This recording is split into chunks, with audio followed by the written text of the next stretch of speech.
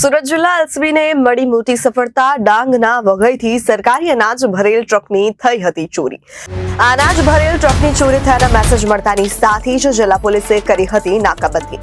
અનાજ ભરેલ ટ્રક માંડવીના તરસાડા જવાના સર્વિસ રોડ ઉપર ઊભી હોવાની બાતમી મળતા પોલીસ ત્યાં પહોંચી હતી। આ સમગ્ર જે ઘટના છે તેને લઈને મારી સાથે જોડાયા છે સંવાદદાતા કૃષ્ણા સોની, જેમની પાસેથી સમગ્ર ઘટના વિશે વિગતવાર જાણીશું।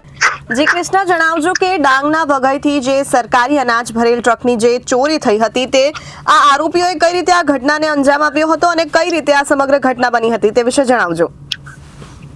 જી ચોક્કસથી કહી શકાય તો સુરત જિલ્લા એલસીબીને મોટી સફળતા મળી છે। ડાંગ વઘઈથી સરકારી અનાજ ભરેલી ટ્રક થઈ હતી ચોરી। અનાજ ભરેલી ટ્રક ચોરી થયાના મેસેજ મળતા જિલ્લા પોલીસ દોડતી રહી હતી। તે દરમિયાન જિલ્લા પોલીસે નાકાબંધી કરી હતી। અનાજ ભરેલો ટ્રક માંડવી તરસાડા સહિત સર્વિસ રોડ પર ઉભેલો હોવાની બાતમી મળી હતી। જી, આ ઘટનામાં કેટલા આરોપીઓ પકડાયા છે?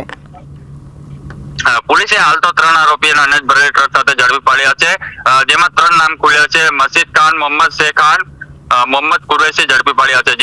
જી, આ જે ચોરીની જે ઘટના થઈ હતી, સરકારી અનાજ ભરેલ ટ્રકની જે ચોરીની ઘટના બની હતી, એમાં પોલીસે કેટલા મુદ્દામાલ કબજે કર્યા છે?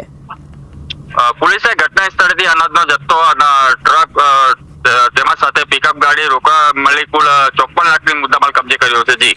જી, આભાર। ગઈ તારીખ 25/12/2024 ના રોજ વહેલી સવારે ડાંગ એલસીબી પીએસઆઈ એ અમારો સંપર્ક કરેલ અને તેમના ત્યાં વઘઈ ખાતેથી એક સરકારી અનાજ ટ્રક ભરેલ પડ્યો હતો, જેની ચોરી કરીને અમુક ઇસમો રાત્રિના સમયે ભાગી ગયેલા છે તેવી જાણ કરતા અત્રેની એલસીબી ટીમના માણસોને એલર્ટ કરી વઘઈ તરફથી આવતા તમામ રસ્તાઓ પર નાકાબંધી અને વોચ ગોઠવેલ।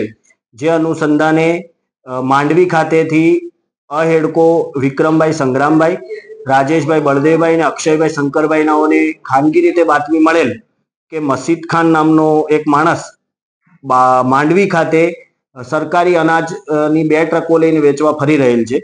જે આધારે તાત્કાલિક તરસાડા તરફ જતા રોડ ઉપર સેલ પેટ્રોલ પંપથી આગળ સર્વિસ રોડ ઉપર GJ 15AV 3033 તેમજ યુપી 70 સિટી 5467 નંબરની 2 ટ્રકો પકડી લેવામાં આવેલ અને કુલ 3 આરોપીઓને પકડવામાં આવેલ।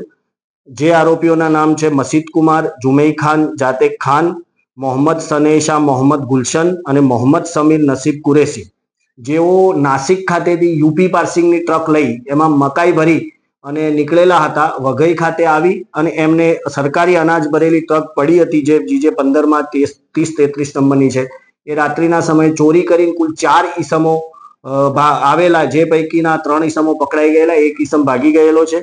મુદ્દામાલમાં જે વઘઈ ખાતેથી ચોરી થયેલ છે જે અનાજનો જથ્થો 25,195 કિલોગ્રામ 13,60,530 તેમજ ટ્રકની કિંમત 15 લાખ તેમજ યુપી પાર્સિંગનો ટ્રક છે એમાં 25,140 મકાઈનો જથ્થો 6,17,400 અને ટ્રકની કિંમત 20 લાખ તેમજ મોબાઈલ ફોન નંગ 4 મળી કુલ કિંમત ₹54,93,770 રૂપિયાનો મુદ્દામાલ સુરત રૂરલ એલસીબીએ કબજે કરી માંડવી પોલીસ સ્ટેશનમાં સોંપેલો અને વઘઈ પોલીસ સ્ટેશનમાં આ બાબતે ગુનો દાખલ થયેલ હોય આરોપીઓને વઘઈ પોલીસ સ્ટેશન ખાતે સોંપવા માટેની તજવીજ હાથ ધરેલ।